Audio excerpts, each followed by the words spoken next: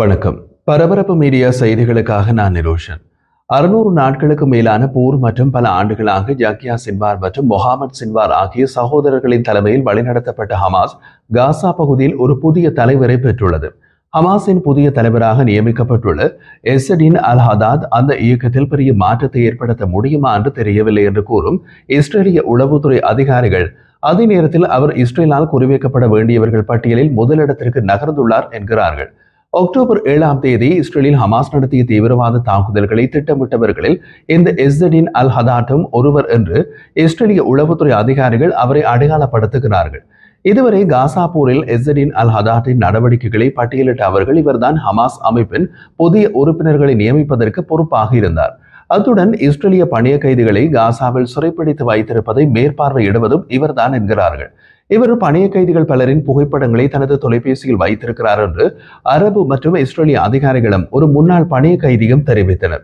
7 மாதங்களில் ஹமாஸ் இயக்கத்தின் 3வது காசா தலைவராகியுள்ள அல் ஹதாத் இஸ்ரேலிய படையுடனான போரில் மிகவும் பதட்டமான காலப்பகுதியில் தலைமை பதவியை ஏற்றுக்கொள்கிறார். தலைமை பதவியை அடைவதற்கு அவருக்கு அதிக போட்டி இல்லை. போருக்கு முன்பு ஹமாஸின் ராணுவ குழுவில் இருந்த சுமார் 20 மூத்த உறுப்பினர்களில் விரல் விட்டு எண்ணக்கூடிய ஒரு சிலரை உயிருடன் இருப்பதாக கருதப்படுகிறது. மே மாத நடுப்பகுதியில் காசாவின் கான்யூனிஸில் உள்ள ஐரோப்பிய மருத்துவமனையின் கீழ் சுரங்க பாதையில் ஹமாஸ் இயக்கத்தினரின் உயர்மட்ட ஆலோசனை கூட்டத்தின் போது இஸ்ரேல் அந்த சுரங்க பாதையை தாக்கியது. அதில் ஹமாஸின் உயர்மட்ட தளபதிகளில் சிலர் கொல்லப்பட்டனர். அந்த தாக்குதலில் ஹமாஸின் தலைவராக இருந்த முகமது சின்வார் கொல்லப்பட்டார். அவரை தான் மாற்றீடு செய்கிறான் எஸ்ஸடின் அல் ஹதாத். சமீப வாரங்களில் ஆயிரக்கணக்கான சாதாரண ஹமாஸ் இயக்கத்தினரை கொன்றதாகவும் குழுவின் பெரும்பாலான ஆயுத கிடங்குகளை அழித்ததாகவும் இஸ்ரேலிய ராணுவம் கூறுகிறது. இருப்பினும் ஹமாஸின் தளபதிகள் கொல்லப்பட்ட பின்னர் அவர்களை விரைவாக புதிய தளபதிகளுடன் மாற்றும் ஹமாஸின் திறன் அதன் நீடித்துழைப்பையும் இஸ்ரேலிய பிரதமர் பெஞ்சமின் நேத்தன்யாகுவின் குறிக்கோளை நிறைவேற்றுவதில் உள்ள சவால்களையும் காட்டுகிறது. பிரதமர் பெஞ்சமின் நேத்தன்யாகுவின் குறிக்கோள் ஹமாஸ் இயக்கத்தை முழுமையாக அழிப்பது. எகிப்தின் எல்லையில் உள்ள ரஃபா உட்பட ஹமாஸ் ஆதிக்கம் செலுத்திய பகுதிகளில் அதன் அதிகாரம் குறைந்து எதிர்ப்புகளால் சோதிக்கப்பட்டாலும் ஹமாஸ் காசா பகுதியின் ஆதிக்க ஆயுதப்படையாக உள்ளது. சமீபத்தில் ஹமாஸ் இஸ்ரேலிய ஆதரவு பெற்ற ஒரு சிறிய காசா பாலஸ்தீனிய குழுவை சேர்ந்தவர்கள் பலரை கொன்றது. அதிலிருந்து காசா பகுதியில் உள்ள பாலஸ்தீனிய இயக்கங்களில் ஒப்பீட்டளவில் இன்னமும் பலம் வாய்ந்த இயக்கமாக ஹமாஸை உள்ளது. இஸ்ரேலிய ராணுவ உளவுத்துறையின் முன்னாள் பாலஸ்தீன விவகார தலைவர் மைக்கேல் மில்ஸ்டின் ஹமாஸ் பற்றிய தனது கணிப்பீட்டை கூறிய போது அவர்கள் 20 மாதங்களுக்கு முன்பு இருந்ததை விட மிகவும் பலவீனமாக உள்ளார்கள். ஆனால் நாம் அவர்களை தேடி அழைக்கும் பணியில் துல்லியமாக இருக்க வேண்டும். அவர்கள் இன்னமும் காசாவில் பொதுத்துறையை கட்டுப்படுத்துகிறார்கள். அவர்கள் இன்னமும் காசாவில் ஆதிக்கம் செலுத்தும் நபர்களாக உள்ளனர் என்று கூறினார். ஹதாத்துக்கு 55 வயது என்று ஹமாஸ் அதிகாரி ஒருவர் தெரிவித்தார். இந்த அல் ஹதாத் கடந்த காலத்தில் தன்னை அதிகம் பொதுவெளியில் அடையாளப்படுத்தி கொண்டதில்லை. அதனால் அவருக்கு அல் கசாமின் பேய் என்று ஒரு பட்ட பெயரும் உண்டு. அவர் பல இஸ்ரேலிய படுகொலை முயற்சிகளில் இருந்து தப்பியுள்ளார். இருப்பினும் அவரது 2 மகன்களும் இந்த ஆண்டு போரில் கொல்லப்பட்டனர். அல் ஹதாத்தின் தலைக்கு $7,50,000 பரிசு அறிவித்துள்ளது இஸ்ரேல். மே மாத இறுதியில் முகமது சின்வார் இறந்ததாக இஸ்ரேல் அதிகாரப்பூர்வமாக அறிவித்த பின்னர் இஸ்ரேலிய பாதுகாப்பு அமைச்சர் இஸ்ரேல் காட்ஸ் அல் ஹதாத்துக்கும் வெளிநாட்டில் உள்ள ஹமாஸ் தலைவர் கலீல் அல் ஹயாவும் தலைமைக்கான இலக்கு பட்டியலில் அடுத்த இடத்தில் இருப்பதாக கூறினார். அரபு மற்றும் இஸ்ரேலிய அதிகாரிகளின் கூற்றுப்படி ஹதாத் ஹமாஸின் அல் கசாம் படைப்பிரிவுகள் வழியாக முன்னரே தளபதி மட்ட பதவியை பெறுவதற்கு முன் பெரிய எண்ணிக்கையிலான படிகளை வழிநடத்தினார். அவர் ஒரு காலத்தில் யஹ்யா சின்வார் தலைமையிலான உள் பாதுகாப்பு படையான அல் மஜ்திலும் பணியாற்றினார். இது காசாவிலும் இஸ்ரேலுடன் ஒத்துழைப்பவர்களையும் உளவாளிகளையும் கொல்லும் படைப்பிரிவு. அக்டோபர் 7ஆம் தேதி தாக்குதல்களுக்கு ஒரு நாள் முன்பு ஹதாத் ஹமாஸ் தளபதிகளுடன் ஒரு ரகசிய சந்திப்பை நடத்தி இஸ்ரேலிய துருப்புக்களை பெருமளவில் கடத்துவது உட்பட வரவிருக்கும் நடவடிக்கைக்கான வழிமுறைகள் கொண்ட ஒரு ஆவணத்தை அவர்களிடம் கொடுத்தார் என்கின்றது இஸ்ரேலிய உளவுத்துறை. அக்டோபரில் யஹ்யா சின்வார் கொல்லப்பட்ட போது ஹதாத் வடக்கு காசா பகுதியின் ஹமாஸின் படைகளை கட்டுப்பாட்டில் எடுத்துக்கொண்டார். அதே நேரத்தில் முகமது சின்வார் தெற்கே உள்ள ஹமாஸ் படைகளை வழிநடத்தினார். இப்போது விடுவிக்கப்பட்ட இஸ்ரேலிய பணிய கைதி ஒருவர் சிறைப்பிடிக்கப்பட்டிருந்த போது அல் ஹதாத்தை 5 முறை சந்தித்தார். சில சமயங்களில் அல் ஹதாத் பணிய கைதிகள் வைக்கப்பட்டிருந்த ஒரே குடியிருப்பில் தூங்குவார்.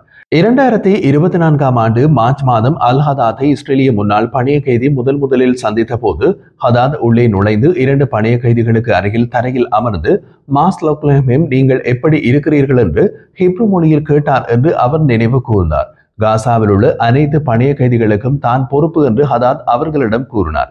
பின்னர் அவர் ஒரு ஸ்மார்ட் போனை எடுத்து முன்னாள் பணைய கைதிகள் அடையாளம் காணப்பட்ட சிலர் உட்பட வெவ்வேறு கைதிகளின் புகைப்படங்களை புரட்டினார். பணைய கைதிகளுக்கு ஏதாவது தேவையா என்று கேட்பார். ஒருமுறை பணைய கைதிகள் மற்றொரு இடத்திற்கு நகர்த்தப்பட்ட போது விட்டுச் சென்ற ஒரு புத்தகத்தை மீட்டெடுக்க தனது ஆட்களுக்கு உத்தரவிட்டார். பின்னர் ஜனவரி மாதம் வேறொரு வீட்டில் சந்தித்த போது ஹதாத் வித்தியாசமாக தெரிந்ததாக முன்னாள் பணைய கைதி கூறினார். இந்த முறை அவரது முகம் மறைக்கப்பட்டிருந்தது. மேலும் அவரது நடத்தை மிகவும் எதிர்மறையானது. இஸ்ரேலிய போர்க்குற்றங்கள் மற்றும் பாலஸ்தீனிய கைதிகளை துஷ்பிரயோகம் செய்ததாக அவர் மீது குற்றம் சுமத்தப்பட்டதை பற்றி அவர் புகார் கூறினார். ஹதாத்தின் மகன்களில் ஒருவர் இஸ்ரேலிய ராணுவ தாக்குதலில் கொல்லப்பட்டதை முன்னாள் பணைய கைதி பின்னர் அறிந்து கொண்டார். இஸ்ரேலின் ராணுவம் ஹமாஸுக்கு பெரும் இழப்புகளை ஏற்படுத்தியுள்ளது. போருக்கு முன்பு ஹமாஸிடம் இருந்து 35,000 உறுப்பினர்கள் 20,000 பேரை கொன்றதாக மதிப்பிட்டுள்ளது. அதே நேரத்தில் ஹமாஸ் புதிய உறுப்பினர்களை தமது இயக்கத்தில் இணைத்துக் கொண்டது. அதை முன்னின்று நடத்தியது அல் ஹதாத் தான். அல் ஹதாத் ஆயிரக்கணக்கான புதிய உறுப்பினர்களை ஈர்க்க முடிந்தது. ஹமாஸில் புதிதாக சேர்த்துக் கொள்ளப்பட்டவர்கள் குறைந்தபட்ச பயிற்சி அல்லது சில சந்தர்ப்பங்களில் தங்கள் ஆயுதங்களை எவ்வாறு பயன்படுத்துவது அல்லது பதுங்கியிருந்து தாக்குதல்களை நடத்துவது என்பதை காட்டும் துண்டு பிரசுரங்களை மட்டுமே பெற்றுள்ளனர் என்று அரபு உளவுத்துறை அதிகாரிகள் தெரிவித்தனர். ஹமாஸ் தனது ராணுவ பிரிவில் 25,000 பேரை கொண்டிருக்கலாம் என்றும் காசாவில் உள்ள வேறு பாலஸ்தீனிய இயக்கங்கள் மேலும் ஆயிரக்கணக்கானவர்களை கொண்டிருக்கலாம் என்றும் அதிகாரிகள் மதிப்பிடுகின்றனர். இஸ்ரேலிய மற்றும் அரபு அதிகாரிகள் கூறிய போது அந்த இயக்கங்களுக்கு ஆயுதங்கள் மற்றும் பணம் பற்றாக்குறையாக உள்ளது. போருக்கு முன்பு ஹமாஸிடம் 20,000க்கும் மேற்பட்ட ராக்கெட்கள் மற்றும் மோட்டார்கள் இருந்ததாகவும் அந்த திறனில் அதிகபட்சம் 15% மட்டுமே எஞ்சியுள்ளதாகவும் இஸ்ரேலிய ராணுவம் மதிப்பிட்டுள்ளது. அரபு உளவுத்துறை அதிகாரிகள் இந்த வசந்த காலத்தில் ஹமாஸிடம் பணப்பற்றாக்குறை இருப்பதால் அதன் பெரும்பாலான உறுப்பினர்களுக்கு ஊதியம் கொடுக்க முடியவில்லை என்று தெரிவித்தனர். காசாவுக்கு அனுப்பப்படும் மனிதாபிமான பொருட்களை இஸ்ரேல் தடுத்து விட்டதால் ஹமாஸுக்கு நிதி திரட்டும் ஒரு முக்கிய பாதை துண்டிக்கப்பட்டது. சில மனிதாபிமான பொருட்களை கைப்பற்றி விற்பனை செய்தல் அல்லது பொருட்களை கடத்தி தமது பாவனைக்கு பயன்படுத்துதல் போன்ற நடவடிக்கைகளை ஹமாஸால் மேற்கொள்ளப்பட்டன என்று அரபு மற்றும் இஸ்ரேலிய அதிகாரிகள் தெரிவித்தனர். மனிதாபிமான பொருட்கள் மீதான தடை அந்த பகுதியில் பரவலான பசி மற்றும் மனிதாபிமான நெருக்கடியை ஏற்படுத்தியுள்ளது. ஹமாஸை ஒழிக்கும் நோக்கில் இஸ்ரேல் ஒரு புதிய விநியோக திட்டத்தை அறிமுகப்படுத்தியுள்ளது. ஆனால் அது மோசமாக திட்டமிடப்பட்டதாகவும் ஆபத்தானதாகவும் விமர்சிக்கப்படுகிறது. புதிய விநியோக திட்டத்தில் பல பாலஸ்தீனியர்கள் போர் மண்டலங்களை கடந்து விநியோக தளங்களை அடைய முயன்று கொல்லப்பட்டுள்ளனர். போரின் முதல் ஆண்டில் உதவி அல்லது கடத்தல் பொருட்களை மறு விற்பனை செய்தல் அல்லது வரி விதித்தல் மற்றும் பாதுகாப்பு கொடுப்பனவுகளை கோருவதன் மூலம் ஹமாஸ் நூற்றுக்கணக்கான மில்லியன் டாலரை ரொக்கமாகவும் பொருட்களாகவும் சம்பாதித்ததாக இஸ்ரேலிய அதிகாரிகள் கூறுகின்றனர். அதை செய்வதற்கு ஹமாஸில் ஒரு குழு இயங்கியது. காசாவுக்குள் இஸ்ரேலிய ராணுவத்தால் கண்டுபிடிக்கப்பட்ட ஒரு ஹமாஸ் ஆவணத்தின்படி இந்த குழு ஏப்ரல் 2024 வரை அதன் ராணுவ பிரிவின் உறுப்பினர்களுக்கு அதன் கட்டுப்பாட்டில் இருந்த உதவியில் 25% வழங்கியதாக தெரிகிறது. பின்னர் ஹமாஸ் ஏதோ ஒரு காரணத்தால் அந்த குழுவுக்கு வழங்கப்பட்ட மொத்த தொகையை 7% குறைத்தது. மேலும் 8% அமைப்பின் அரசியல் மற்றும் நிர்வாக பகுதிகளுக்கு சென்றது என்று ஆவணத்தில் தெரிவிக்கப்பட்டுள்ளது. இந்த மாற்றத்திற்கான விளக்கத்தை இஸ்ரேலிய அதிகாரிகளால் வழங்க முடியவில்லை. அரபு உளவுத்துறை அதிகாரிகளும் முன்னாள் மூத்த இஸ்ரேலிய உளவுத்துறை அதிகாரியும் இந்த ஆவணம் உண்மையானது என்று கூறினார்கள். ஆவணத்தின் நம்பகத்தன்மை குறித்து ஹமாஸ் கருத்து தெரிவிக்கவில்லை. ஹமாஸின் உதவி திசை திருப்பலின் முக்கியத்துவத்தை இஸ்ரேல் மிகைப்படுத்தியுள்ளதாக மனிதாபிமான உதவி குழுக்களும் ஐக்கிய நாடுகள் சபையும் கூறுகின்றன. காசா பகுதியில் சுமார் 50% பகுதி இஸ்ரேல் வைத்திருப்பதாகவும் மெதுவாக மேலும் கைப்பற்றி வருவதாகவும் அதன் மக்கள் தொகையை சுருக்கி வரும் இடத்திற்கு தள்ளி ஹமாஸிடமிருந்து பிரிக்கும் நோக்கில் செயல்படுவதாகவும் இஸ்ரேலிய ராணுவம் கூறுகிறது. ஜூலை மாத இறுதிக்குள் காசாவின் 75% பகுதியை கட்டுப்பாட்டில் வைத்திருக்க ராணுவம் இலக்கு வைத்துள்ளது. இருப்பினும் ஹதாத் போராடும் திறனை தக்க வைத்துக் கொண்டுள்ளார்.